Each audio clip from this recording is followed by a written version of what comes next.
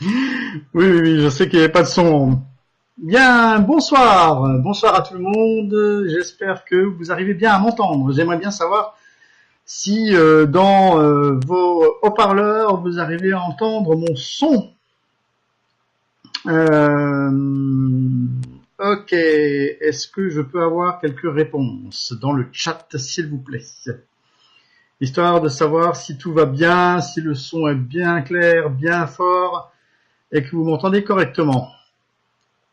Bien, parfait. Alors, je vais juste vous abonner 2-3 petites secondes parce que j'ai juste oublié une petite lumière. Et puis, vous savez, c'est un petit peu ma première. Donc, ben, écoutez, ma foi, comme c'est ma première, on va essayer d'être un peu cool. Et j'espère que vous allez être indulgents avec moi. Parce que, d'une part, ben, je découvre un petit peu la salle parce qu'elle est toute nouvelle. Elle m'a été confiée par Solar Group. Et je voudrais d'emblée les remercier, même si, bien évidemment, ils ne parlent pas forcément le français, sauf quelques-uns qui arrivent à me comprendre. Mais en tout cas, merci. Alexander, guten Abend. Sie sind von Düsseldorf. Ich spreche auch ein bisschen Deutsch. Voilà, je parlais à un ami allemand qui est entré dans la salle. Est-ce que le webinaire sera enregistré? J'en sais rien. Des fois que vous auriez envie de l'enregistrer, ben, je vous laisse faire. Je vous abandonne juste quelques secondes, histoire de faire un peu de lumière.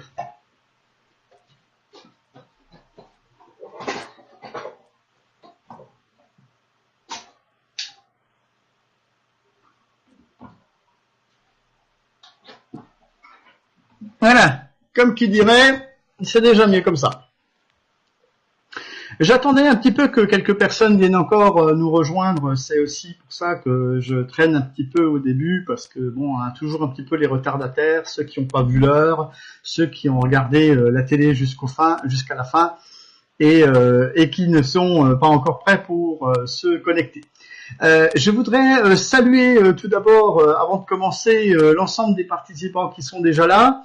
Alors, à savoir qu'on a des gens de France, d'Allemagne, qui sont là aussi, d'Ukraine, je vois, André, des gens du Cameroun, Cameroun encore, Côte d'Ivoire, bonsoir à la Côte d'Ivoire, mes amis, Saint-Claude dans la Guadeloupe, Tahiti, bonsoir Gérard, et bien sûr Gilbert, bonsoir à Gilbert, de la Roumanie. Nous avons également le Sénégal qui est présent, le Bénin, la Côte d'Ivoire encore, mon ami Bissa. Et puis nous avons également des Français, bien sûr, avec grand plaisir. Nous avons donc des Français qui sont là. Bonsoir et rebonsoir à tout le monde. Voilà. Nous allons démarrer tout doucement cette soirée où nous allons parler un petit peu de tout ce qui a été déjà peut-être expliqué par le biais de mon blog, par le biais de parutions que vous avez vues sur Internet. Moi, je vais essayer de vous apporter quelques explications. Alors, bien sûr, ce soir, je vais essayer d'apporter les choses un peu à ma manière, bien qu'on ait une trame qui nous soit fournie, par la compagnie. Et je voudrais aussi préciser que je ne suis absolument pas là en tant que conseiller de quoi que ce soit par rapport donc à de la finance. Je ne suis pas un conseiller financier. Je suis un membre tel que vous. Ou si vous ne l'êtes pas encore, vous allez peut-être le devenir. Et en fait, je ne fais qu'apporter ma contribution au projet, et je me suis proposé pour être le présentateur de ces soirées et d'autres petites choses qui sont à venir. Je suis également sur le groupe officiel qui se trouve sur Facebook. Nous avons également un groupe officiel sur l'application Telegram. Et tout ça, on va y revenir tout à l'heure. Je salue les derniers arrivants. Dépêchez-vous, ça n'a pas vraiment commencé. Donc j'en profite pour vous saluer. Nous allons passer aux questions-réponses un peu plus tard, parce que vous pensez bien que si je fais un peu une présentation, c'est d'emblée pour vous expliquer des choses, et vous allez peut-être y trouver des réponses à des questions que vous vous posiez auparavant, et que je vous apporterai au cours de mon exposé. Alors, vous voyez ce monsieur qui est là, eh bien, c'est monsieur Duyunov, c'est donc un ingénieur. Alors, on va parcourir un petit peu cette trame de présentation. Nous allons voir également le plan d'investissement qui est proposé. dans une compagnie d'innovation technologique. Alors, quand on dit innovation technologique, eh bien, ce sont, ma foi, des innovations qui sont sur le marché actuel, parce que des fois, ben, il y a des startups qui démarrent avec rien du tout. Et par contre, là, il y a déjà des études qui ont été faites, et il y a des choses qui sont en cours, et on va les voir dans quelques petits instants. Alors, qui est donc ce monsieur Duyunov? Eh bien, en fait, ce monsieur Duyunov qui... alors, ça y est, j'ai pas tout à fait le bon slide, et là, tout de suite, ça commence bien. Monsieur Duyunov est donc quelqu'un qui a travaillé en tant qu'ingénieur sur des moteurs asynchrones. Alors, c'est quoi des moteurs asynchrones? On va parcourir un petit peu tout ça. Sachez que le projet Duyunov, c'est donc une technologie qui concerne les moteurs asynchrones de nouvelle génération, essentiels pour la société moderne. Alors, vous allez me dire, oui, mais où sont ces moteurs? Parce que parfois, on se dit, oui, mais c'est bien gentil, c'est l'histoire de moteurs, mais ça se situe où? C'est à quel endroit qu'on peut trouver ces moteurs? Sachez qu'il y a 10 000 types de moteurs à induction. On s'appelle également des moteurs à induction. On va voir tout à l'heure ce que c'est que ces fameux moteurs et la différence qu'il peut y avoir entre un moteur qui se dit asynchrone et un moteur qui se dit à aimant permanent. Donc, les domaines d'application de ces moteurs asynchrones sont très vastes, il faut le savoir, et il y en a beaucoup à travers le monde. Sachez qu'on en fabrique 7 milliards de moteurs qui sont donc fabriqués ou réalisés par an, je dis bien par an, 7 milliards de moteurs qui sont fabriqués par an à travers le monde. Donc, vous voyez que c'est quand même quelque chose de conséquent. C'est pas quelque chose d'anodin. C'est pas un objet qu'on a comme ça une fois de temps en temps et qu'on achète et s'en achète et il s'en fabrique toutes les minutes à travers le monde de telle manière à alimenter les nombreux besoins qu'il peut y avoir. Alors, je vous l'ai dit, les domaines d'application sont vastes. En effet, c'est la base d'équipement des systèmes d'alimentation en eau, essentiellement. C'est des moteurs qui sont utilisés pour le chauffage, pour des systèmes de ventilation, du transport électrique également, parce que vous le savez maintenant, et on en reparlera dans quelques instants, l'environnement est un enjeu majeur à travers la planète, et on a besoin d'avoir petit à petit des moteurs qui sont de plus en plus propres, dits propres, de telle manière à fonctionner à l'électrique et supprimer donc tous les moteurs qui fonctionnent avec des carburants, qui sont maintenant un petit peu obsolètes. Et on a d'ailleurs des variantes qui sont faites dans ce domaine et des choses qui sont faites et qui ne sont pas qui sont en cours de route pour que les constructeurs automobiles notamment aillent utiliser ce type de moteur. Donc il faut dire que le monde actuel, le monde contemporain, a ses priorités et émet des souhaits. Donc, c'est-à-dire que dans notre monde d'aujourd'hui, on émet des souhaits. Ces souhaits sont basés sur des mécanismes et des technologies qui sont utilisés aussi très souvent dans les transports. Et par contre, quand on veut des transports, on veut maintenant avoir des transports qui soient sécuritaires. On veut aussi avoir des transports qui soient écologiques, qui soient verts, entre guillemets, et qui préservent donc l'environnement. Donc ça aussi, c'est quelque chose d'important. Alors vous allez me dire, quelle est la relation avec un moteur électrique et l'environnement? Si c'est électrique, déjà, on fonctionne sur de l'électricité. Mais par contre, si ces moteurs venaient à consommer moins d'énergie, là aussi, on serait à nouveau dans un domaine très intéressant qui permettrait effectivement de dire que ces moteurs ont un avantage par rapport à d'autres, c'est-à-dire qu'ils ne polluent moins la planète parce qu'ils ne fonctionnent pas avec des carburants et qu'ils sont électriques. Donc déjà, du fait qu'ils soient électriques et non plus à explosion comme on dit pour les voitures, ça peut nous amener à faire des économies d'énergie et à moins polluer parce qu'il n'y a plus de gaz à effet de serre qui sont diffusés dans la nature. Il faut aussi savoir, et mon slide le montre ici, c'est que nous avons à travers le monde une consommation électrique qui est énorme par rapport à ces fameux moteurs électriques. Alors il n'y a pas que les moteurs électriques dans le chauffage, la ventilation, etc. Vous ne pensez même pas vous forcément à tout ce qui peut vous entourer, mais sachez que il y en a par exemple 12 moteurs à induction par habitant rien qu'en Russie. Grosso modo, allez, 12-13 moteurs, on pourrait presque dire, à travers la planète par habitant. C'est énorme. Vous n'y pensez même pas. Quand vous avez une pompe quelque part, quand vous avez des outils que vous utilisez, votre machine à laver, votre aspirateur. Ah ouais, oui, on n'y avait pas pensé. Ah bah oui, on n'y avait pas pensé du tout à tout ça. Mais oui, ils sont là, ces fameux moteurs. Donc, vous commencez tout doucement à comprendre de quel potentiel on parle. Parce que quand on veut se lancer dans un projet et qu'on a quelque chose en idée, qu'on veut faire avancer un projet, qu'on a l'intention d'avoir quelque chose d'intéressant, eh bien, dans lequel on va demander à certaines personnes de participer, donc d'investir, eh bien, en fait, on a besoin effectivement d'avoir quelque chose qui avance, quelque chose qui soit intéressant et qui ait du potentiel. Là, notamment, il faut le dire, les moteurs électriques asynchrones ont un potentiel.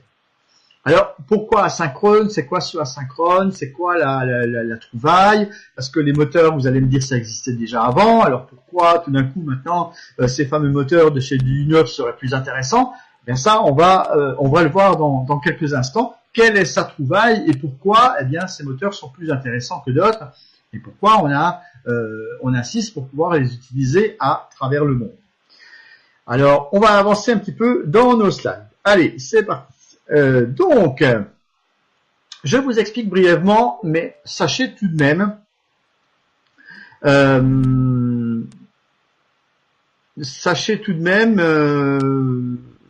oui, je ne sais pas, il y a quelqu'un qui vient de m'envoyer un petit message. Est-ce que tout le monde m'entend bien? Est-ce que tout le monde est en ligne? Parce que visiblement, est-ce que tout le monde m'entend? Parce que apparemment, il y aurait des gens qui ne m'entendraient pas. Il y a des gens qui sont peut-être mal connectés, je ne sais pas. Mais en tout cas, moi, je suis là. Je vois un paquet de gens qui sont dans la salle. Mais il y en a certains qui viennent de me dire que je ne suis pas là. Donc, je ne sais pas. Est-ce qu'ils ont loupé le coche? Moi, je suis bel et bien là, dans la bonne salle.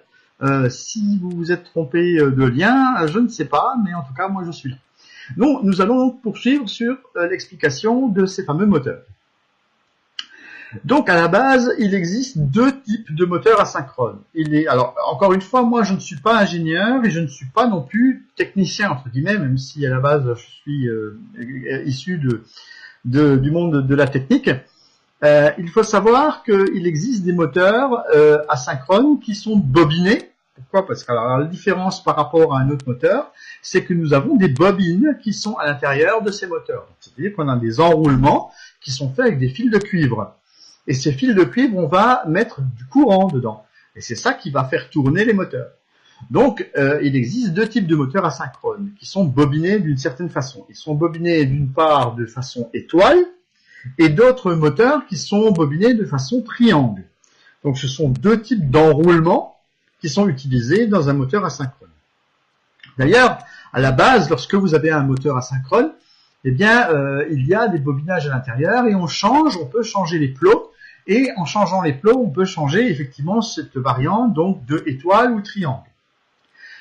Et là, l'invention de Monsieur Duyunov, c'est que lui, il a mélangé les deux. C'est-à-dire que avant, on ne faisait soit que des étoiles, soit que des triangles. Et en l'occurrence, ici, on a mélangé les deux. Donc, on a mélangé le triangle et l'étoile en même temps. Et c'est ça, sa trouvaille. Et ça s'appelle la technologie Slavyanka, qui vient de slave. Donc, c'est une technologie Slavyanka. C'est pour ça que dans certaines publications et certains posts que je mets sur Facebook, vous voyez de temps en temps, eh bien, cette dénomination Slavyanka. Donc, voilà, c'est pour économiser de l'énergie électrique, améliorer les performances du moteur. Et l'idée de cette technologie, c'est qu'il consiste en une combinaison parallèle donc de ces deux types de bobinage classiques déjà existants, comme je vous l'ai dit, étoile et triangle, ce qui permet de créer un moteur capable de réduire considérablement sa consommation électrique. Donc on parle quand même de 30 à 40% de diminution de consommation électrique, ce qui est quand même relativement important, il faut le préciser. Que quand on veut réduire la consommation électrique, n'oubliez pas, je vous l'ai dit tout à l'heure, 60% de l'énergie à tout le monde est utilisée par des moteurs électriques. Donc vous vous rendez bien compte que dans ce cadre-là, on a de grosses économies à réaliser. Imaginez que si vous réduisez ces 60% d'utilisation de 30 à 40%, eh bien oui, ça représente tout de suite une diminution de la consommation électrique à travers le monde. Alors vous allez me dire, oui, bien sûr, on va pas faire tout ça d'un coup, on va pas claquer dans les doigts, et tout le monde va pas avoir des moteurs de U9, etc. Mais c'est progressivement, dans le temps, on va pouvoir les adapter à tout type de matériel roulant que l'on va avoir autour de soi. Et il est essentiel que la taille des moteurs électriques soit également plus compacte, parce que là, du coup, on va pouvoir réduire, parce que comme on augmente la puissance aussi de ces moteurs, on va pouvoir réduire leur volume. Donc on va pouvoir faire des moteurs plus petits. Et là, dans l'industrie, des fois, vous vous rendez compte, vous avez peut-être déjà vu, il y a des énormes moteurs, des fois, à des endroits, mais là, on va pouvoir les diminuer. On va pouvoir diminuer le volume de ces moteurs. Donc, on va utiliser moins de cuivre, on va utiliser moins de métaux, on va utiliser moins de composants qui rentrent dans la composition d'un moteur, et on va encore une fois là faire des économies. Toutes ces choses combinées les unes derrière les autres font que effectivement on est sur une technologie qui est très intéressante et on va avoir des moteurs avec des puissances beaucoup plus élevées. Voilà donc grosso modo pour l'explication technique. Alors, j'ai également dans mes explications une des premières inventions, une des premières mises en œuvre, je dirais, de Monsieur Duyunov, Dmitri Duyunov, c'est d'avoir fait une roue moteur utilisant la technologie, ce qu'on appelle un moteur moyeu. Un moteur moyeu, c'est tout simplement une roue, par exemple, de vélo ou une roue de motocyclette, une roue de 2 roues, tout simplement, que ce soit même à l'avenir des trottinettes, parce que vous avez entendu parler des trottinettes électriques, il y a des tas de choses qui peuvent rentrer dans le cadre, il y a tous ces véhicules, des petits véhicules que les gens vont commencer à utiliser de plus en plus, ou également les voiturettes qui sont très en vogue dans certains pays, notamment en Chine, parce que on parle des fois de la France, c'est bien, on a des grosses voitures, mais vous savez que les Chinois eux, fonctionnent avec des petites voiturettes et que nous, on appelle ça des pots de yaourt chez nous. Mais croyez-moi que là-bas, il y en a des milliers qui circulent. C'est pas parce que nous, on en croise un de temps en temps et qu'on lui klaxonne qu'en fait, justement, ils roulent trop doucement, ces véhicules. Donc là, s'ils ont possibilité de rouler un tout petit peu plus vite grâce à des moteurs un peu plus performants et qui consomment moins, ça pourrait être intéressant pour éviter que ces voiturettes nous enquiquinent, entre guillemets, sur la route. Ceci dit, je vous le dis, dans certains pays, c'est très très très en vogue. Il faut savoir que, par exemple, Duyunov a fait des accords avec la marque Denzel, Denzel qui est en Chine. La marque Denzel produit des voiturettes et qui se vendent par milliers là-bas. Donc, vous savez, c'est pas juste un petit marché de quelques voiturettes, des gens qui sont socialement peut-être bas et qui n'ont pas de permis ou des choses comme ça. Là-bas, c'est pas du tout la même chose. Et quand vous voyez le potentiel des habitants de la Chine, eh bien, ça n'a absolument rien à voir avec nous. Donc, je crois que il faut aller. Des fois, on dit oui, la France, les Français, mais on ne voit pas ça en France. Mais vous savez, en France, on a tellement de technologies. En France, on a tellement de choses qui fonctionnent bien. Et on a aussi une population qui est vieillissante. On a aussi une population qui ne va pas toujours de l'avant. Donc, il faut aussi se rendre compte qu'il y a d'autres pays que la France et que quand on investit dans un projet comme celui-là, il n'y a pas forcément que des Français. Même si nous, on s'intéresse à ce projet, il faut savoir que la Russie est très grande, les États-Unis sont très grands, la Chine c'est très grand, et que là, il y a des marchés qui sont ouverts et il y a du potentiel par rapport à l'utilisation de ce qui est produit, notamment là des moteurs ou des vélos électriques. Parce qu'il n'y a pas que les voiturettes, il y a aussi des vélos électriques. Vous savez qu'il y a certains pays, qui sont notamment les pays scandinaves, qui utilisent beaucoup de vélos. Les Chinois utilisent beaucoup de vélos, mais de plus en plus de vélos électriques, parce que ça coûte pas cher en fait à fabriquer, ça a les avantages et ça leur apporte plein de bonnes choses. À ce jour, le moteur de U9 n'a absolument pas d'analogue, il faut le savoir.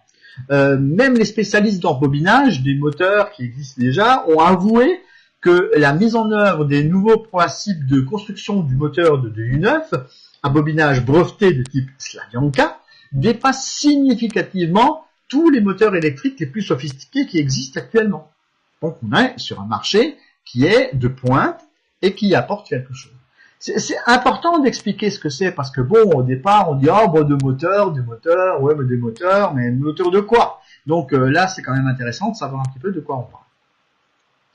Alors il faut quand même savoir qu'avec la création en 2015 de la première roue moteur, parce que là je vous parle des roues moteurs, en fait ça existe depuis 2015 parce que du U9 il a déjà commencé à travailler depuis très longtemps. Et puis il a un ami qui s'appelle Victor Arestov, qui lui est originaire d'Allemagne, et qui est allé en Chine et qui allait présenter et faire des accords avec des Chinois. Donc c'est grâce à lui, il est allé là-bas, il ne connaissait rien, il ne connaissait même pas la langue, il est allé s'implanter en Chine et il est allé montrer la technologie et il a réussi à faire des accords commerciaux, des accords de licence pour développer ce genre de moteur là-bas. Parce que bien sûr, on ne peut pas toujours fabriquer et tout transporter, vous le pensez bien, les pays sont loin.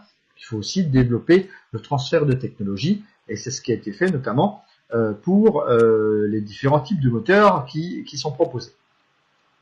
Alors, dans quoi est-ce qu'on peut également utiliser tous ces moteurs? Essentiellement dans le transport, hein, je vous en ai parlé tout à l'heure. Donc, il y a certaines marques de voitures qui ont commencé à utiliser donc ce type de moteur. Il y a également des essais qui ont été faits sur des trains, des essais qui ont été faits sur des voitures, des mobylettes, des motos, des vélos, etc. Même un bus qui a été équipé de telle manière à essayer de voir, et puis des voitures aussi qui ont été équipées, notamment des Kangoo, également la Twizy, hein, pour les Français qui connaissent la petite voiturette de chez Renault. Là aussi, des tests ont été faits. Chaque année, les roues moteurs gagnent de plus en plus de popularité et donc de plus en plus de terrain. Actuellement, tous les modèles présentés sur le marché sont notamment ceux des moteurs BLDC. Alors, c'est quoi ces moteurs BLDC? En fait, ce sont des moteurs qui sont constitués avec des aimants. Donc, en opposition à un moteur qui est en bobinage de chez U9, vous avez d'autres moteurs qui existent et qui sont fabriqués en Chine, qui nécessitent d'avoir des aimants de terre rares. Alors, les aimants de terre rares, c'est un minerai qui est donc exploité en Chine dans des mines. Et dans ce cadre-là, il faut savoir que tout simplement, vous avez un extrait de minerai qui est fait en Chine uniquement. Donc, c'est-à-dire que la Chine dispose à ce moment-là d'un monopole pour pouvoir fabriquer les fameux aimants qui composent nos moteurs. Parce que nous avons beaucoup de moteurs qui existent aussi avec des aimants permanents qui sont à l'intérieur. Vous avez peut-être déjà démonté un moteur un jour et vous avez vu qu'il y a des aimants parfois à l'intérieur. Donc là, du U9 a enlevé les aimants et il a mis des bobinages à la place. Et on peut aussi voir et se rendre compte que l'on peut construire des moteurs, c'est une chose, mais on peut aussi les rénover. C'est-à-dire qu'on peut prendre des moteurs qui existent déjà, qui sont sur le marché, qui consomment beaucoup d'énergie. On peut les rénover avec un bobinage type Slavyanka. Et on peut à ce moment-là fournir des nouveaux moteurs qui sont beaucoup plus performants, qui consomment moins d'énergie et qui peuvent aller plus haut en gamme. Alors encore une fois, je ne suis pas technicien. Je ne suis pas dans la technique moi-même de ces moteurs. Je ne suis pas ingénieur. Mais il y a des tas de paramètres qui font que c'est très très très intéressant et on va pouvoir faire notamment une comparaison entre des moteurs qui sont dits à aimant permanent et des moteurs qui sont faits avec des bobinages. Donc on va faire une comparaison des différents types de moteurs à moyeu. Alors je vous rappelle, le moteur à moyeu, c'est par exemple un vélo qui est donc équipé de ce type de moteur. Oui, bien sûr, Alain, ils seront également adaptables pour les machines, aspirateurs, etc. un énorme, moi je dis des fois, un marché colossal à travers le monde. Hein. Je l'ai dit tout à l'heure, ça représente quand même 7 milliards de moteurs par an, pas partout, par an, de construits et rénovés. Donc, il faut dire quand même que Dmitri Duyunov a commencé à développer sa technologie depuis 1995, donc c'est pas tout neuf non plus, et que de nombreuses études ont été réalisées, y compris des tests effectués dans des laboratoires et par des spécialistes, auxquels on a ensuite octroyé des licences de fabrication de ce procédé. Alors il y a des gens qui vont me dire oui, mais on comprend pas très bien parce que on parle d'un projet d'un côté, et bien d'un autre côté on nous parle que ça existe déjà. Oui, c'est une technologie qui existe déjà et qui est déjà sur le marché. Ça c'est important de le dire parce que c'est pas quelque chose qui va apparaître dans 2 ou 3 ans comme on pourrait penser par rapport aux dates du projet.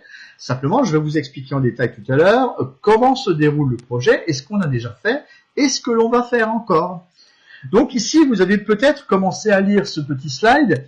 Vous pouvez voir que les moteurs à enroulement de type Slavyanka, donc à gauche en orange, sont donc beaucoup plus performants parce qu'ils ont une possibilité déjà de rouler en roue libre, notamment pour un vélo. On parle spécifiquement là de roues à moyeu, donc de roues qui équipent des vélomoteurs. Et on a une force de freinage lorsque l'alimentation est coupée, qui n'existe pas avec le type Slavyanka, alors que une forte puissance de freinage lorsqu'on utilise un moteur à aimant. On voit aussi les possibilités de rouler en roue libre, je vous l'ai dit à l'instant. Le pédalage, lui, est facile sur un vélomoteur, alors que pour un moteur à aimant, il n'y a pas de possibilité de pédaler facilement. On n'a pas dit qu'on ne pouvait pas pédaler, mais c'est dur, voilà, c'est difficile à pédaler. Pour les performances, on a le maintien d'un couple de moteurs à tout moment, alors qu'il y a une importante chute du couple moteur lorsque l'on arrête l'alimentation, lorsque l'on coupe l'alimentation d'un moteur à aimant. Capacité de surcharge contrôlable en fonction des courants, parce que là aussi, en fonction du contrôleur, c'est-à-dire de l'appareil qui permet de contrôler la vitesse, eh bien, on a des variations qui sont très sympathiques par rapport à une capacité de surcharge qui est limitée par l'induction des aimants, les aimants n'ayant pas de bonne cote dans ce cas-là, et la puissance du moteur diminue avec le temps, parce que bien quand ça vieillit mal, alors que, quelles que soient les conditions d'exploitation, le nouveau moteur, dit type Slavyanka, lui résiste beaucoup mieux dans le temps. Et puis maintien de la force coercitive tout au long du cycle de vie du moteur, alors qu'il y a une perte de la force au fil du temps, au fil des années, avec des moteurs à aimant. Pour ce qui concerne la fiabilité, on a la preuve totale de l'effet physique, donc alors que pour le moteur à aimant, c'est sensible aux effets physiques. Les aimants sont des matériaux fragiles. Il faut savoir qu'il y a une sensibilité pour les poussières. Vous savez, quand on roule avec un moteur à aimant, ça fait des poussières, de la limaille de fer, en fait, de la limaille d'aimant, en fait, si vous voulez, la poussière d'aimant, qui rentre dans le moteur et qui ensuite fait que ce moteur tient moins longtemps. Alors que de l'autre côté, on a un bobinage qui, lui, eh bien, ne pollue pas, ne fait pas de poussière et qui donc permet à ces moteurs d'être beaucoup plus résistants et beaucoup plus intéressants à utiliser. On a donc également la moitié du moteur à moyeu qui est immobile pour les moteurs Slavyanka, un bon système de refroidissement avec une possibilité d'utilisation de câbles de sections différentes. Alors des câbles de sections différentes, c'est pour l'alimentation, parce que quand on a un moteur à aimant, ben, on n'a pas trop le choix, on est obligé d'utiliser des câbles uniques, un seul type de câble. Et si vous utilisez toujours un gros câble pour aller partout, ben, en fait, ça coûte aussi beaucoup plus cher de le fabriquer. Le coût, justement, eh ben, le coût est beaucoup plus faible, parce qu'on pourrait s'imaginer que parce que c'est une innovation technologique que ça coûte plus cher. Eh ben non, patatras, ça coûte moins cher, ça consomme moins. Il y a une disponibilité des matériaux qui sont en dehors de la Chine, donc il y a une indépendance de la part des pays qui les fabriquent, et on n'est plus dépendant des mines de la Chine et des aimants de terres rares qui sont donc extraits des mines de minerais en Chine. Voilà. Donc on est indépendant par rapport à la construction, ce qui veut dire qu'on peut construire des bobinages partout dans le monde, on n'est pas obligé d'avoir recours à des aimants qui sont uniquement produits en Chine. Voilà. Alors, vous voyez, ça veut rien dire parce que quelque part, Victor Aristov va lui en Chine et propose des moteurs du U9. C'est pas parce qu'ils ont beaucoup de moteurs à aimant qu'ils sont pas intéressés par la technologie, hein, comme quoi ils sont aussi ouverts à la technologie, à faire plein de choses. Vous savez très bien que les Chinois ou tous les Asiatiques sont férus de technologie. Vous le voyez d'ailleurs par vos smartphones qui eux ne sont pas encore avec des moteurs, mais en tout cas, il faut le dire, sont fabriqués dans les pays asiatiques, là où il y a beaucoup de technologies qui se mettent au point. Alors, pour viser le lancement de la technologie au niveau international, le projet a choisi notamment le financement participatif pour pouvoir apporter quelque chose d'intéressant.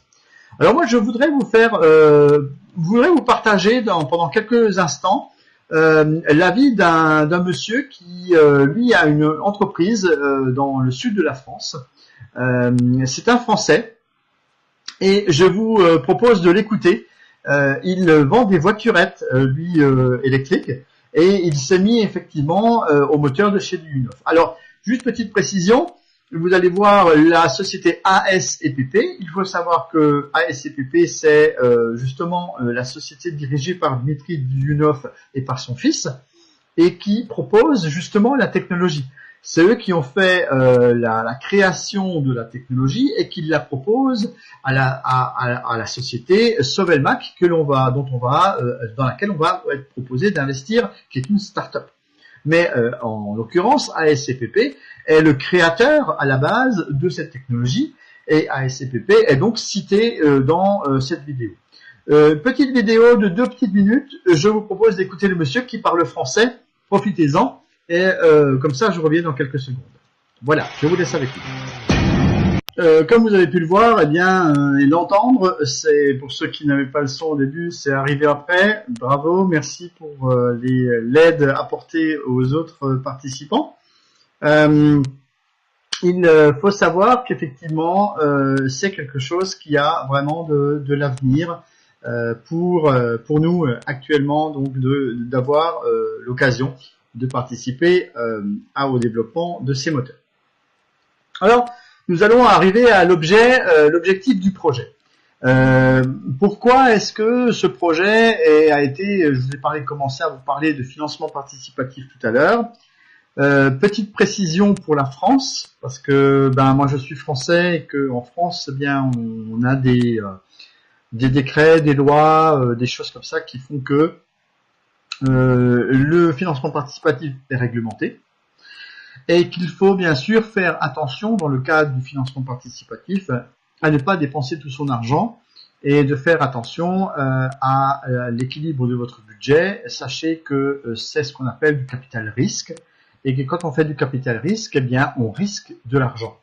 Donc on risque de l'argent même si les projets en eux-mêmes paraissent très solides et on va en parler dans un instant, sont solides parce qu'on a des garanties qui sont données par certaines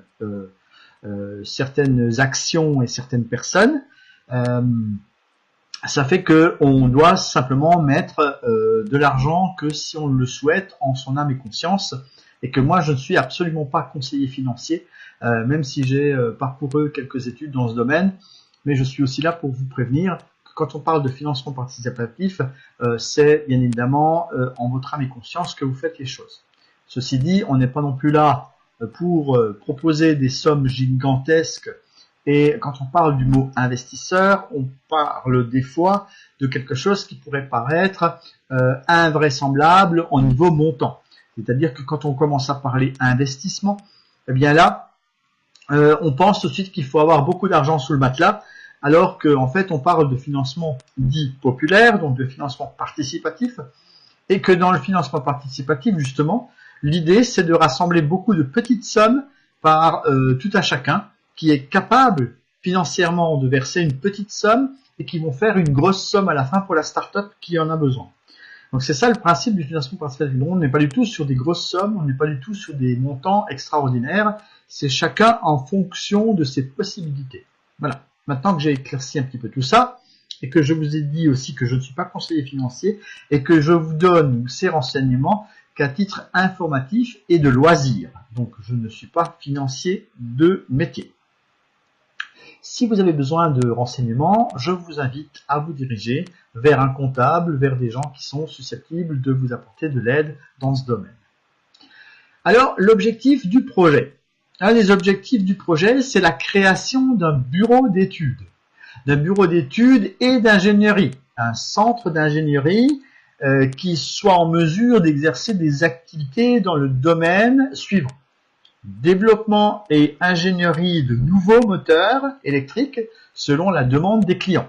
Parce qu'il y a des clients qui peuvent avoir des besoins spécifiques et qui vont avoir besoin d'un moteur qui n'existe peut-être pas encore.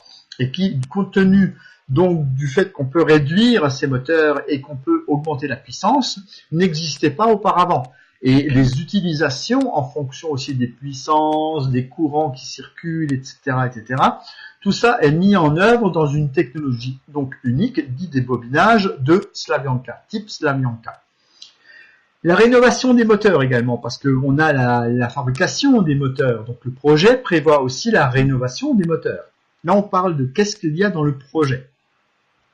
Il y a donc une production à petite échelle au début, plus tard dans les 2 ans, donc sous 2 ans, on y est actuellement, parce que le projet, je vous rappelle, a démarré en 2017 pour ce qui concerne le financement participatif, et on va voir comment il se déroule. La production de moteurs originaux en série, donc c'est ce que je vous disais tout à l'heure, des moteurs qui n'existent pas et qui seraient réalisés par des prototypes au départ et ensuite fabriqués en série. Et puis la mise au point de production de moteurs électriques dans le pays du client. Ça aussi c'est important parce que là, par transfert de technologie, comme je vous le disais tout à l'heure, on ne va pas forcément fabriquer tous les moteurs en Russie et puis ensuite les transporter jusque dans certains pays qui sont extrêmement loin. Donc à ce moment-là, on serait obligé d'utiliser des bateaux, etc. Et puis le coût du moteur serait bien plus élevé que ce qu'ils pourraient fabriquer dans leur propre pays. Ce n'est pas le but non plus. C'est pour ça que des licences sont distribuées et on propose déjà aujourd'hui du transfert de technologie. Il faut savoir qu'il y a des sociétés qui existent en Russie qui développent déjà le principe par le biais de licences données par ASCPP et que c'est ce qui permet déjà d'engranger de l'argent. En fait, il n'y a pas que le financement participatif qui engrange de l'argent pour faire fonctionner tout ça. Il y a aussi, bien évidemment, de l'argent qui rentre de la distribution de ces licences qui sont donc données à différents organismes et différentes sociétés à travers le pays et à travers le monde, parce que je vous ai parlé tout à l'heure de la Chine. Alors, il est prévu de construire sur le territoire d'une des zones économiques spéciales, donc c'est à la ZES, une zone économique spéciale près de Moscou, pour bénéficier de certains avantages, parmi lesquels une infrastructure particulière en relation avec les administrations, avec les douanes, avec des moyens de transport qui sont à la portée et au croisement d'autres moyens de transport pour pouvoir aller beaucoup plus vite à différents endroits du monde, et également une interconnectivité, que ce soit communication à tous les niveaux, c'est quelque chose d'intéressant, et surtout il y a également une reconnaissance. Alors, le lancement de ce projet de département d'ingénierie et de conception qui va concevoir les moteurs nécessite de construire un bâtiment. Donc vous avez compris que votre argent, si vous participez à ce projet en tant que financement participatif, va servir à construire ce bâtiment d'ingénierie qui sera donc la société Sovemac qui va s'implanter dans la zone à la Buchevo, alors j'espère que je prononce bien.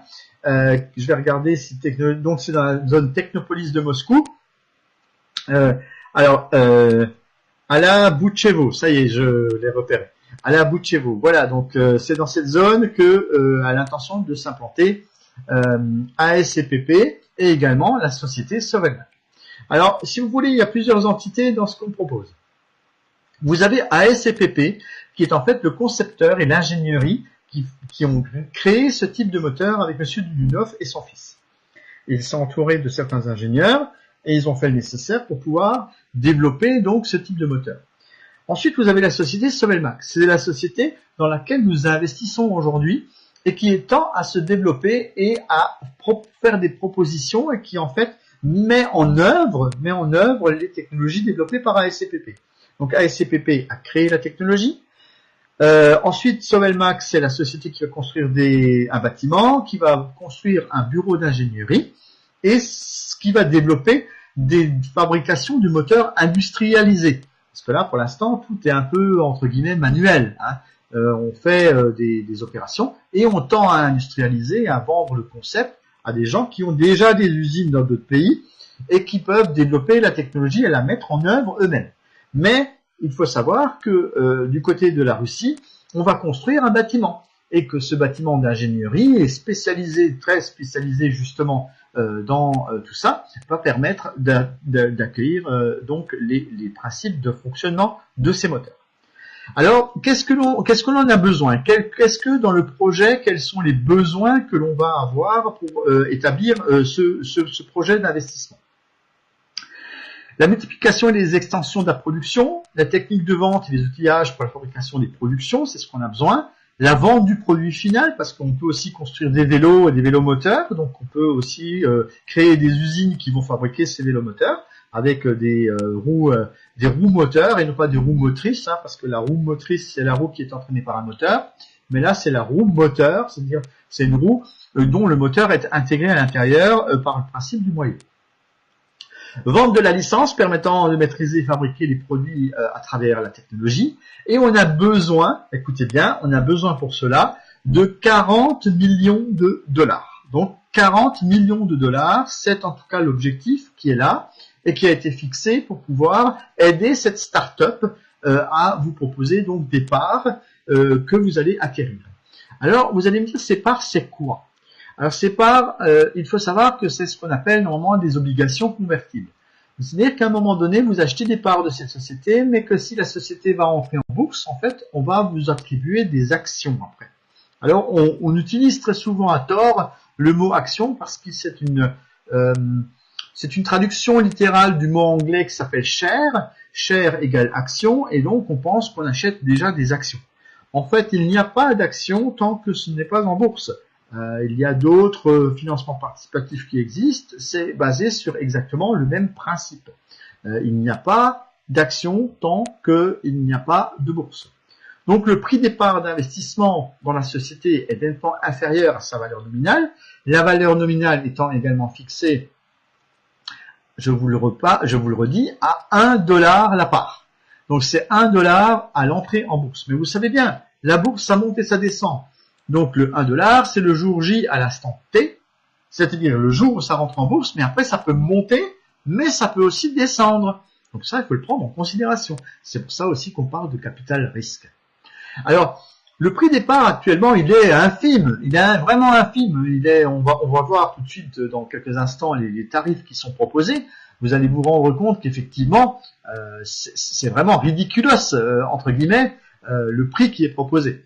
Vous allez pouvoir acquérir un nombre important de parts.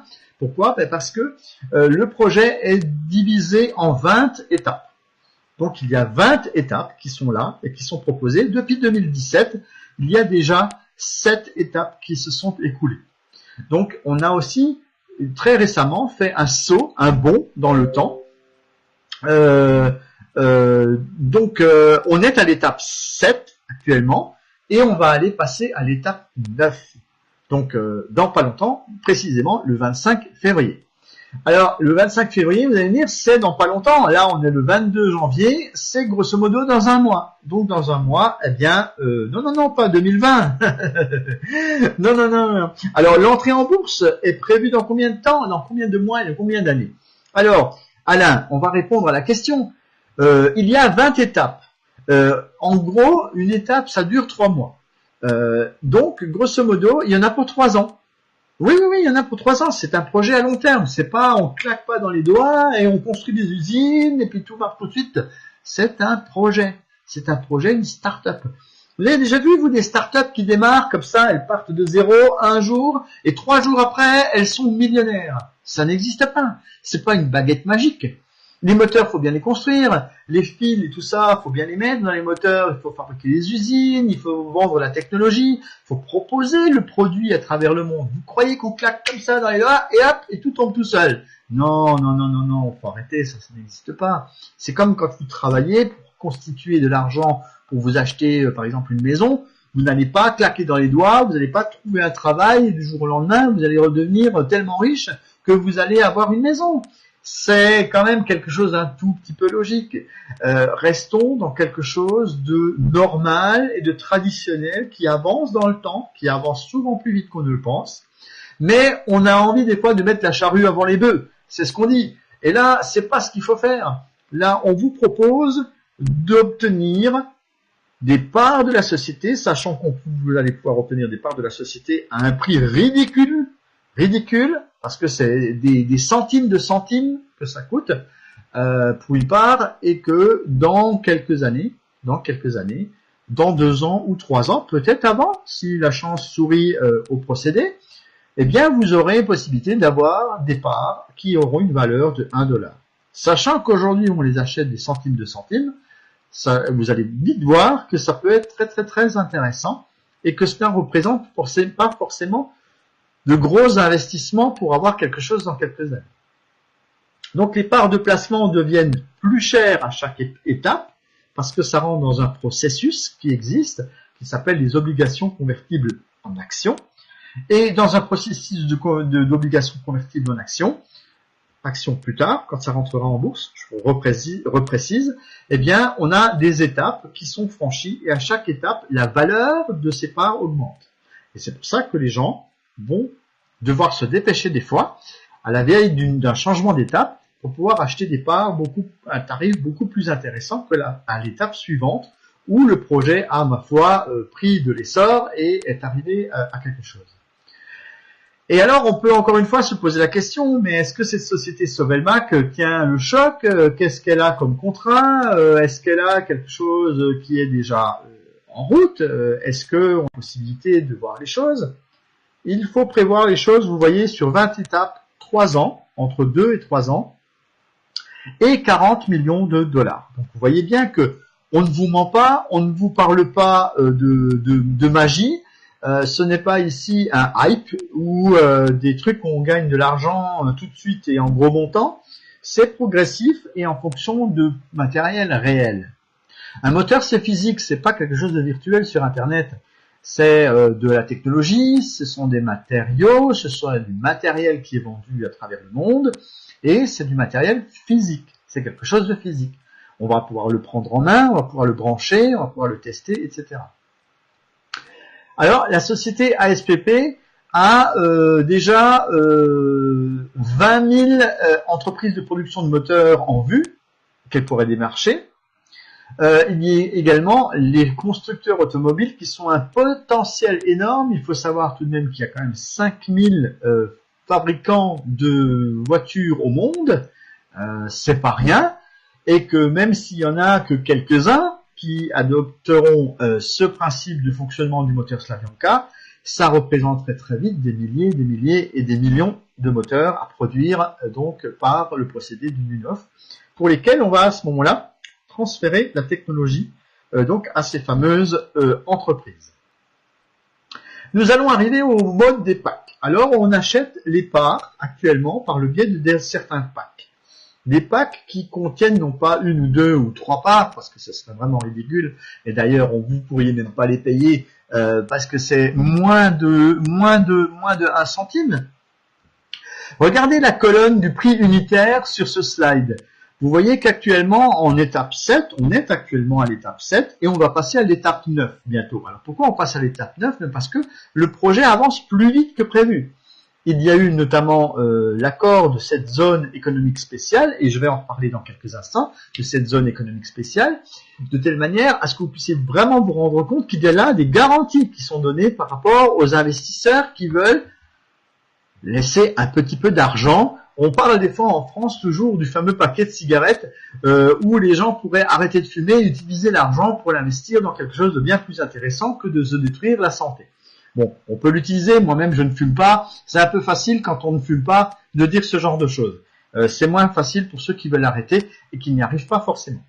Donc, mais c'est un exemple qui est souvent donné dans la vie, où on dit on dépense de l'argent pour autre chose et pas forcément pour quelque chose d'utile et qui pourrait nous rapporter plus tard. Donc voilà, c'est là l'occasion de pouvoir peut-être investir des petites sommes de l'ordre de 50 $ ou 100 $ par mois pour pouvoir acquérir des parts de cette société. Alors on a des packs à 500 $, des packs à 1000 $, et là où ça devient très très intéressant, c'est dès qu'on commence à descendre dans le tableau. Parce qu'au début on se dit oh oui, mais moi je suis pas sûr, j'ai pas beaucoup d'argent, moi je vais pas mettre de trop. Mais regardez voir ce qui se trouve un peu plus bas. Regardez voir. Pour 30 mois, à raison de 30 mois, vous avez 2 115 000 parts. 2 millions. Pour combien? Pour combien? Pour 166 $ par mois. Sur 30 mois, d'accord. C'est un pack à 5 000 $. Ok, d'accord, c'est de l'argent. Mais, pour 5 000 $, vous avez 2 millions de parts. Donc potentiellement, quand ça rentrera en bourse à 1 $, vous avez 2 millions de dollars. Ah, c'est pas négligeable et très sincèrement, ça paraît quand même intéressant. Ah, il y en a qui vont dire oh mais c'est trop beau pour être vrai ça. Non. Là, vous avez aujourd'hui parce que c'est en étape 7, vous avez la chance de pouvoir acheter des parts à ce prix-là. Ceux qui vont venir dans 2 ou 3 étapes, ceux qui vont venir dans 3 ou 4 mois, ceux qui vont venir dans 1 an, ils vont plus avoir ces avantages-là. Ils vont acheter des parts, mais à la place d'en avoir 2 millions, ben, ils en auront peut-être que 500 000. Ils auront un demi-million. C'est toujours intéressant. Ça sera toujours intéressant. Mais vous, aujourd'hui, vous avez l'avantage à ce que ce soit très, très, très, très intéressant. Alors, elle va me dire, c'est quand le moment où on va pouvoir bénéficier des avantages donc de ces parts que l'on va acheter. Eh bien, vous avez la possibilité de les revendre. Dès que les parts seront à un prix élevé lors de l'entrée en bourse, vous ne revendez pas forcément les actions si vous voulez les garder, mais vous bénéficieriez des dividendes parce que ce seront des actions. Et qui dit action dit dividende. C'est-à-dire que 1 an après, je précise bien 1 an, écoutez bien, 1 an après l'entrée en bourse, vous avez possibilité de récupérer ce que l'on appelle les dividendes une fois que le bilan a été fait de la société, que la société dégage des bénéfices.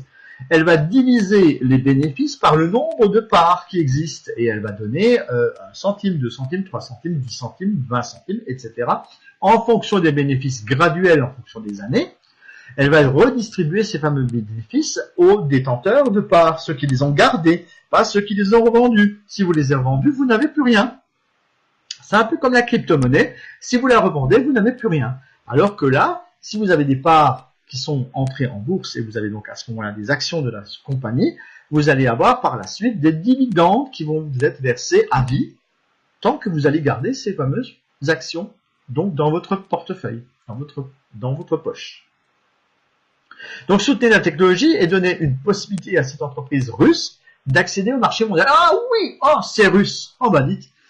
Ben moi je vais vous dire, moi je parle pas russe non plus. Mais en tout cas, il faut quand même se rendre compte d'une chose, c'est qu'ils développent quand même des projets très intéressants et qui nous permettent d'avoir, puis il faut arrêter un petit peu aujourd'hui avec l'histoire des fameux emprunts russes dans le temps, parce que vous savez, on avance un petit peu quand même dans le temps. Il faut vivre avec son temps, il faut pas vivre avec son passé, même si on peut récupérer la sagesse, se préoccuper de l'histoire, de retirer les enseignements de différentes choses. Mais il faut aussi aller de l'avant, il faut aller avec le progrès, il faut voir comment on peut aujourd'hui s'enrichir peut-être un peu plus facilement que de trimer toute la journée à travailler dans les mines, par exemple, et d'avoir un salaire au bout du mois qui n'est pas forcément là pour couvrir, et Dieu sait qu'en France, on en parle beaucoup en ce moment. Donc, essayez de sortir un petit peu du lot, essayez de consacrer peut-être un petit peu de votre argent dans ce domaine-là, sans trop exagérer non plus. Ne mettez pas votre foyer en péril. Et à ce moment-là, vous allez pouvoir avoir quelque chose d'intéressant qui puisse vous rapporter dans le temps. Dans le temps, je précise encore une fois. Alors vous allez me dire, oui d'accord, mais c'est bien gentil, mais il va donc falloir attendre. Donc il va falloir attendre que tout ça, ça se fasse. Oui, vous le voyez ici, je vous donne la courbe. Je vous donne la courbe avec les coefficients. Aujourd'hui, vous achetez à l'étape 7. Vous voyez, à l'étape 7, on est graduellement encore dans une étape très intéressante. Vous allez pouvoir avoir un tarif intéressant pour acheter des parts. Et après, graduellement, jusqu'à l'étape 20, bien sûr, ça va diminuer. Il y a des gens qui ne le comprennent pas. Ben oui, parce que la technologie, elle prend de la valeur. La technologie, elle est de plus en plus reconnue. Et quand quelque chose prend de la valeur, eh bien, ça coûte plus cher. Ça coûte plus cher. Et comme ça coûte plus cher, eh bien, ça devient plus rare. C'est aussi moins de parts. S'il y a moins de parts, elles deviennent plus chères. Est-ce que vous avez déjà vu un petit peu comment ça fonctionne, les fameux bus low cost? Voilà les avions low cost. C'est exactement le même principe. Si vous ne le saviez pas, je vais vous l'expliquer. Au départ, vous avez des places qui coûtent 5 euros, par exemple. Je parle en euros. Pour monter dans un bus, Flixbus ou machin bus, ou je n'ai pas forcément de marque, ça n'a rien à voir, c'est pas pour vous donner une marque. Je n'ai pas de préférence, je les connais pas. Mais ce que je sais, c'est leur principe de fonctionnement, et ça a déjà été démontré à plusieurs reprises. Les premières places, c'est les moins chères. Par contre, au fur et à mesure que le nombre de places dans le bus se remplit, les places deviennent de plus en plus chères. Pour l'avion, c'est pareil. Quand vous allez sur Internet un mois avant, vous avez très peu de places dans l'avion. Donc, on vous les vend pas cher. Parce que la compagnie, elle veut rentabiliser. Mais dès qu'on s'approche de la date, en fait, les places commencent à augmenter jusqu'au dernier jour où elles sont extrêmement chères. Voilà. Et donc là, c'est le même principe. C'est exactement le même principe. Quand vous arrivez aujourd'hui, et quand est-ce que c'est le meilleur moment pour acheter? C'est maintenant qu'il faut acheter, pas demain. Parce que demain, dans un mois, c'est trop tard. Si vous dites, je vais prendre à la fin du mois, j'entends des fois les gens à la fin du mois, oui, mais à la fin du mois, ils ont autre chose à faire. Donc, ils ont une autre facture qui est tombée entre-temps, et puis entre-temps, ils font absolument rien du tout. Ils font absolument rien du tout. Donc, voilà un petit peu le cheminement de ce qui est proposé. Dans ce qui concerne le schéma juridique et le mécanisme juridique de la société, il faut savoir que 25% de la société va être détenue par ASCPP. Donc 25%, c'est quand même l'équipe numérique qui va détenir donc cette partie-là. Il y a également l'équipe de Duyunov qui va détenir 25% parce qu'il faut quand même quelque part des dirigeants, des gens qui soient là et qui maintiennent le cap pour pouvoir avancer. Et puis ensuite, il y a 50% des parts qui sont donc prévues pour le tout à chacun, c'est-à-dire vous et moi, pour pouvoir investir dans ce domaine. Et on aura donc 50% des parts. Enfin, nous tous, 100% du collectif des investisseurs, représenteront 50% de la part de Sovelbank. Et c'est comme ça qu'est dessiné le schéma et qui vous est donné ici sur ce slide. Voilà Monsieur Duyunov, donc, que vous aviez peut-être déjà vu en image. C'est donc le développeur de la technologie de bobinage de type Slavyanka, inventeur de moteurs de moyeu à moyeu sans aimant permanent, que je vous ai montré tout à l'heure. Et c'est en tout cas lui qui a fait tout le nécessaire pour en arriver là. Donc, une économie d'énergie pouvant aller jusqu'à 40%, une réduction de 30% du prix de la fabrication des moteurs, passage du moteur de différentes classes. Si vous connaissez un peu les classes des moteurs, ça passe de la classe E1 à la classe d'efficacité E3, E4, et une intensification, pardon, je lis un petit peu sur mes notes, une intensification du couple moteur de 35% d'augmentation et une réduction des courants de démarrage de 35% également, et une diminution significative du niveau de bruit et de vibration des moteurs. Ça aussi, c'est important parce que la pollution sonore, vous le savez bien, c'est aussi un autre problème et un autre domaine. Alors, les investisseurs peuvent également faire du partenariat. Je le précise au passage, bien que ce ne soit absolument pas obligatoire. Donc, si vous ne voulez pas attendre 3 ans pour récupérer les fruits de votre investissement, vous pouvez très bien, suivant un plan de rémunération, bénéficier de ce que l'on appelle le marketing de réseau. Ce n'est absolument pas obligatoire. Je précise, d'ailleurs, si ça l'était, ce ne serait pas légal. Donc là, encore une fois, c'est quelque chose que certaines personnes vont pouvoir développer. J'insiste beaucoup, moi, auprès des partenaires qui travaillent avec moi, des gens qui travaillent avec moi, par rapport à ce plan de rémunération qui peut leur permettre de financer d'autre part ou de financer les packs qu'ils achètent. Donc c'est une solution, c'est un moyen, mais ce n'est pas une obligation. Ensuite, je voudrais aussi préciser que la société fait des rassemblements, notamment du côté de Moscou ou en Russie. Il y a eu le 24 juin 2017 des gens qui se sont réunis dans une salle pour leur présenter, vous voyez, des motocyclettes montées avec ce type de moteur. Il y a également eu le 29 septembre 2018 à Moscou. Il y a eu également donc un rassemblement dans une grande salle avec des gens qui étaient là. Alors, précision, pour ceux qui voudraient faire un éventuel voyage, je suis peut-être moins partant pour y aller. Je vous en dirai plus dans quelques temps. Sachez que le 16 février, il y a à nouveau une conférence internationale à Moscou où vous allez pouvoir participer si vous êtes partant. Moi, je vous invite à me contacter en dehors de ce forum, de cette salle, pour pouvoir faire le nécessaire pour venir avec moi, éventuellement, si j'y vais, ou de programmer un voyage pour aller à Moscou. Comme ça, vous allez pouvoir toucher les moteurs, toucher les gens, voir la réalité. Et c'est ce qu'on a envie de voir des fois, parce que vous savez, on est ce qu'on appelle des Saint Thomas. Alors je m'appelle pas Thomas, hein, je m'appelle Gilles.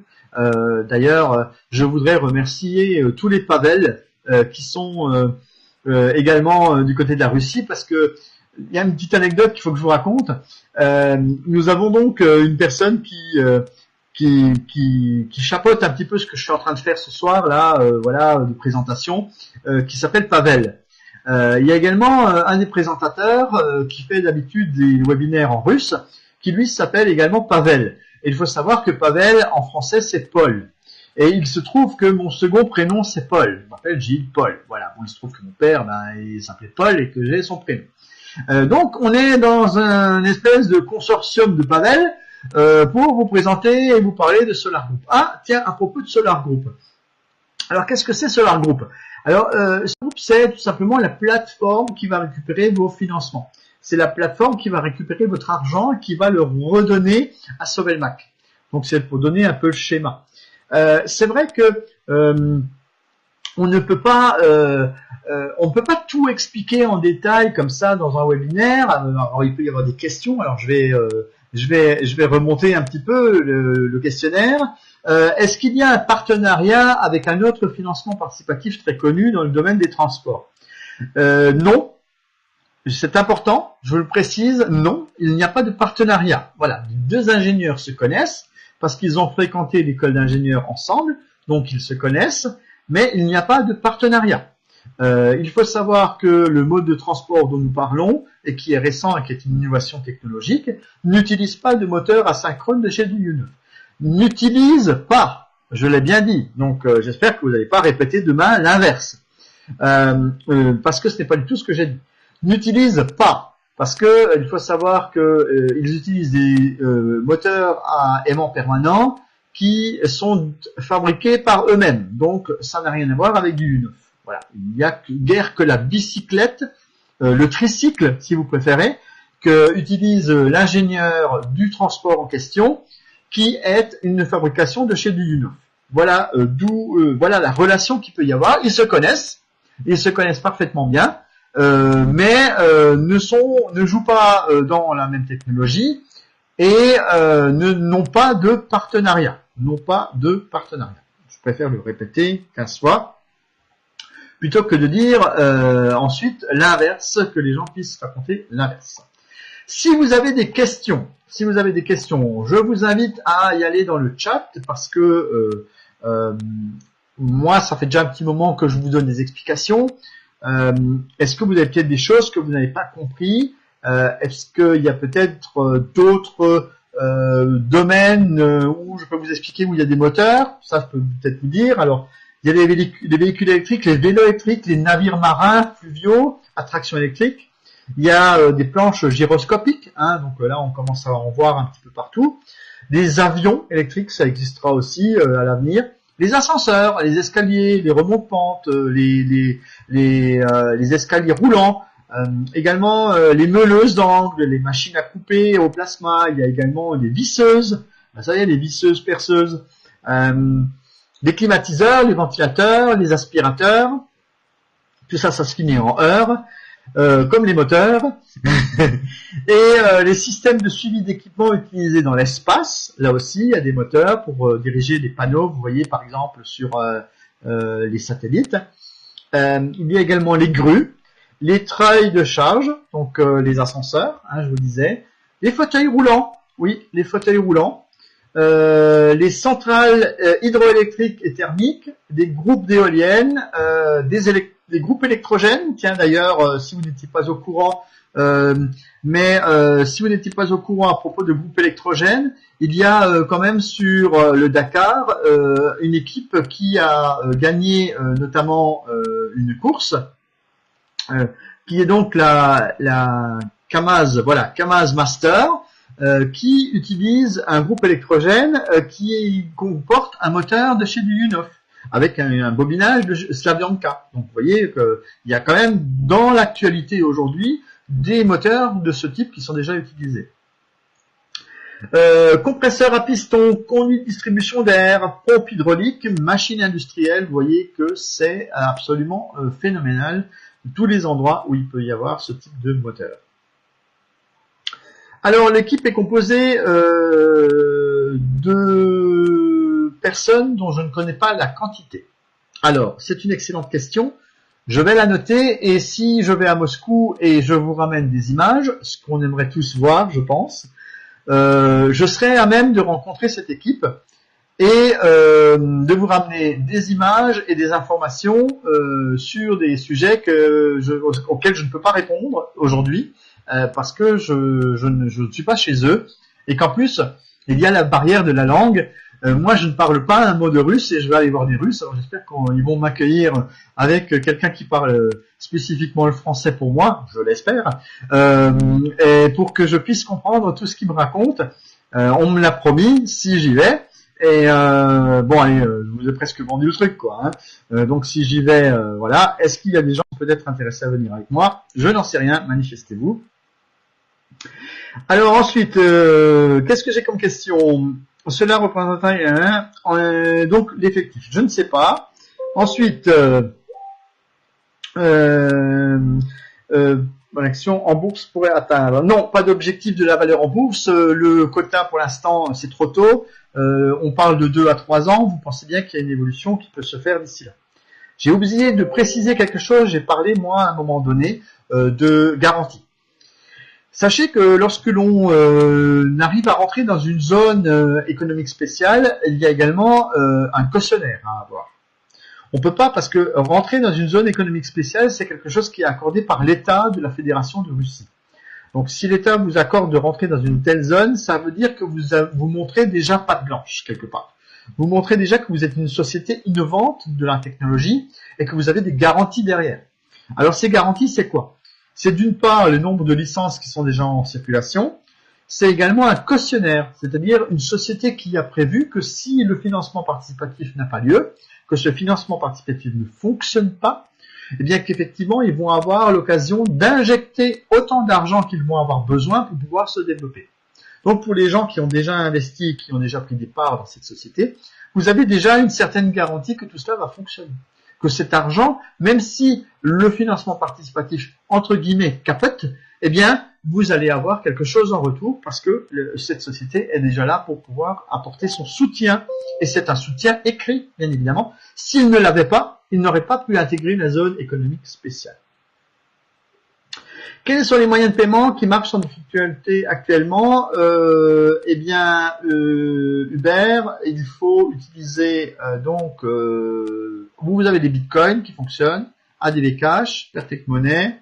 Vous avez également les cartes Visa, Mastercard.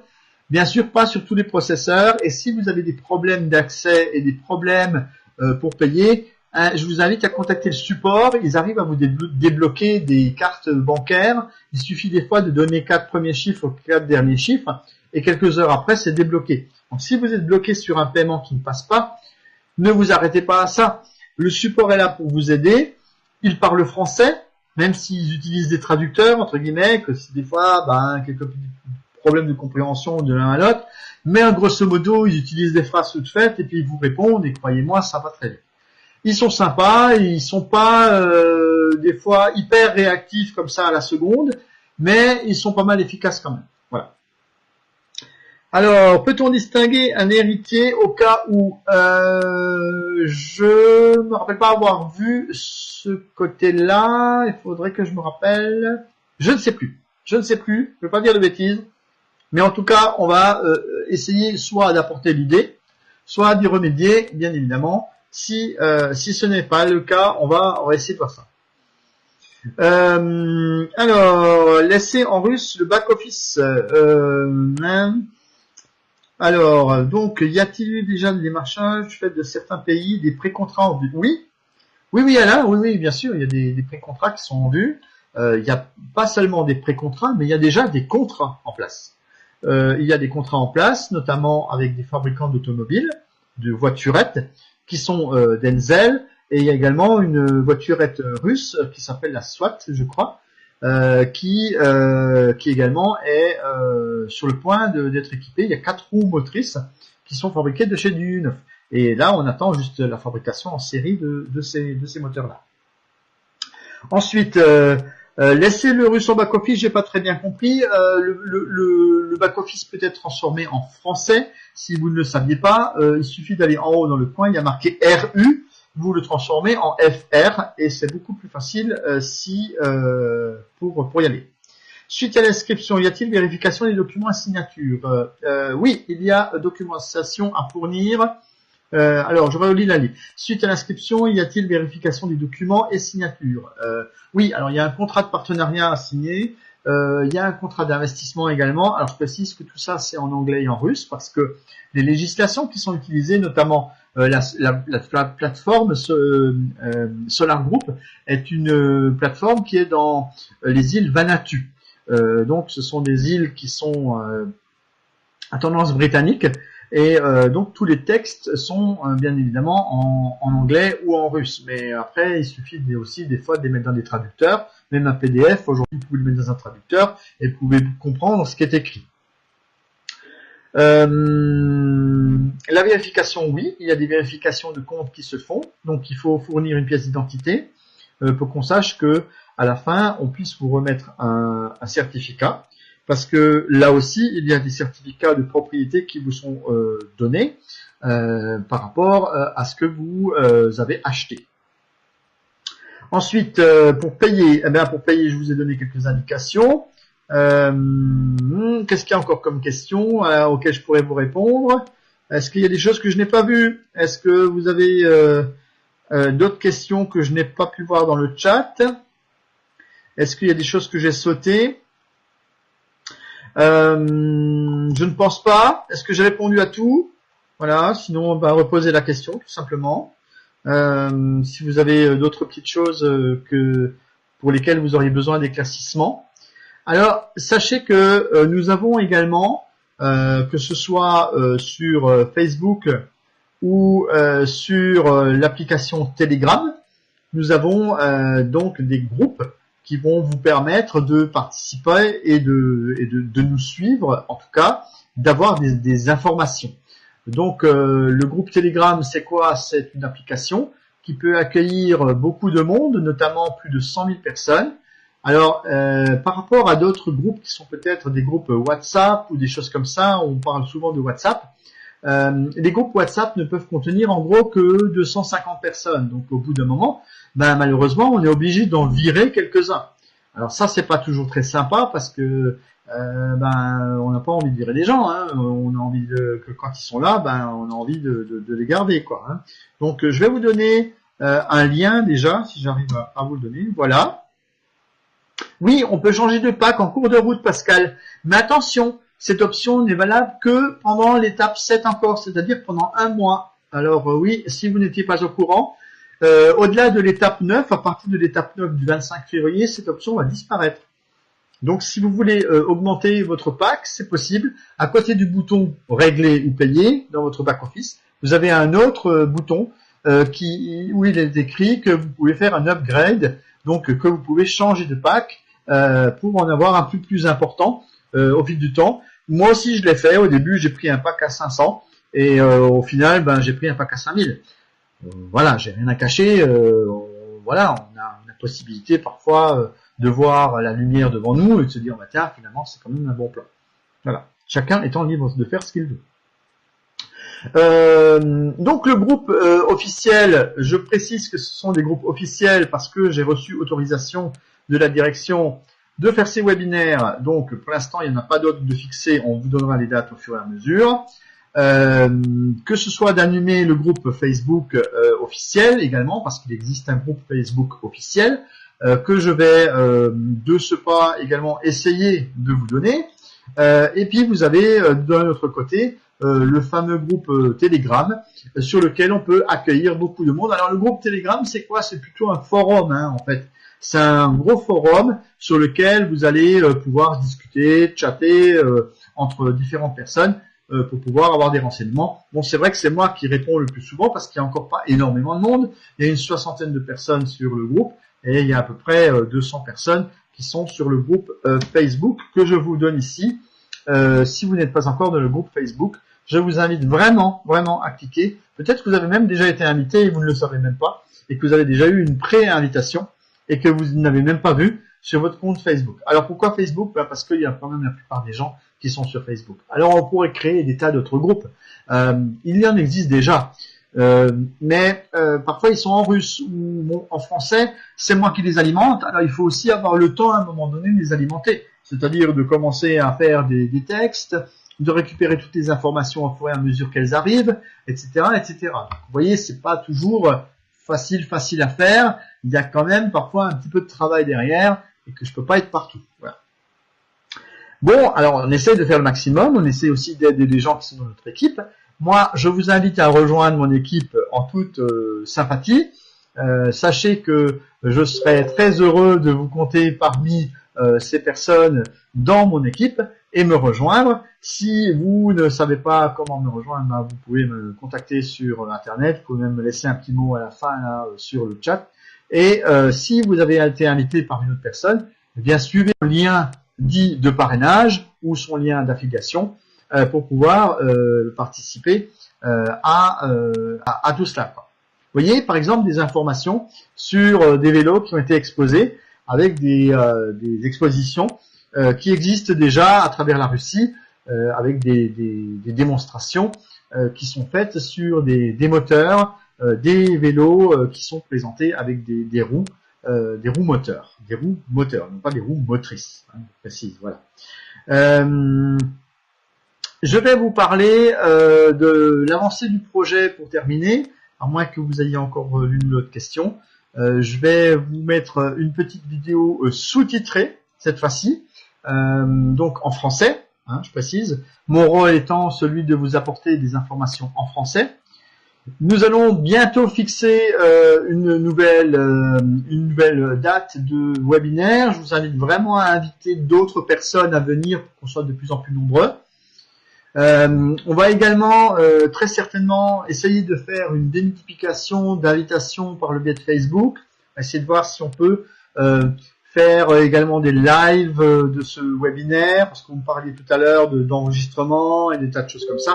C'est pas toujours forcément évident de le faire. Par contre, on peut également vous inviter effectivement à nous rejoindre via des canaux spécifiques, nouvelles technologies, nouvelles possibilités de faire des directs dans vos réseaux sociaux habituels sur lesquels vous êtes déjà. Voilà un petit peu ce qui est proposé dans les prochains temps. Pour l'instant, comme je vous l'ai dit, pas de webinaire. Par contre, les prochaines dates, notez-les bien, 16 février, conférence internationale à Moscou. Le 25 février, c'est changement d'étape. On va passer de l'étape 7 à l'étape 9, avec une forte chute donc du nombre de parts que vous allez pouvoir acquérir. Donc dépêchez-vous, on ne vous le dira jamais assez. Quand est-ce qu'il faut investir? Maintenant. Quand est-ce qu'il va falloir prendre des parts? Maintenant. Voilà, comme ça vous savez tout. Et j'espère que vous avez passé une agréable soirée. Je vous passe pour finir une petite vidéo qui va très certainement vous plaire. Je vous rappelle qu'elle est sous-titrée en français. Je voudrais encore une fois remercier la direction de Solar Group et des moteurs du Dunov pour m'avoir accordé cette salle officielle qui me permet de vous faire des présentations dorénavant en français. Petite question encore? Non? Tout va bien? Est-ce que j'ai tout résumé? Bon, bien sûr, je pourrais encore en dire plein, mais voilà, l'heure tourne, je pense que j'en ai dit largement. Si vous avez des questions, n'hésitez pas, il y aura possibilité de se revoir ou de me contacter. Voilà, je suis sur Facebook également, vous avez mon nom, vous me retrouvez facilement. Ma tête, vous l'avez vue, comme ça vous me reconnaîtrez sur les photos, ça sera plus facile. Excellente soirée, je remercie encore une fois tous les participants, que ce soit les gens qui viennent de France, d'Allemagne, Guten Abend à Alexander, qui était là, également bonsoir à l'Ukraine, au Cameroun, à la Côte d'Ivoire, également à la Guadeloupe, également à la Polynésie française, à la Roumanie, qui était également présente, le Sénégal. Nous avons également tous les Français qui sont présents dans la salle et qui sont assez nombreux, j'avoue, ce soir. Merci en tout cas à vous d'avoir été présents et de m'avoir écouté pendant tout ce temps pour vous donner des explications sur Solar Group. Petite vidéo, bye bye les amis, à très très bientôt sur les ondes, comme on dit, et à très bientôt dans un autre webinaire du même style. Bonne soirée.